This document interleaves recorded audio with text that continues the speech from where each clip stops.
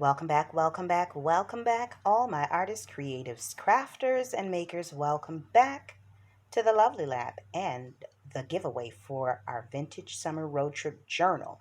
Now, if you remember, and I'll put a card up in the corner to the flip through of this, this is a junk journal that I created using digital kits that I made in collaboration with Sonya Stover and Felicia of Where Baking and Crafting Meets here on YouTube.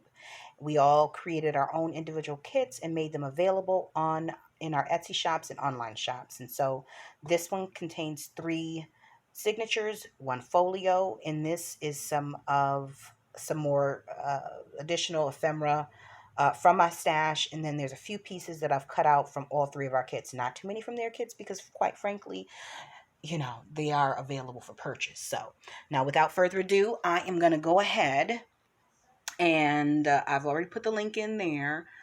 Filtered out duplicate users. Let me grab the comments and then let's see who the winner is. Drum roll, drum roll, drum roll, please. Barbara Anderson. Barbara, you have 48 hours to send an email to the email address you'll find in the description box below. And it needs to be a U.S. address. I want to thank everyone who participated. Congratulations, Barbara.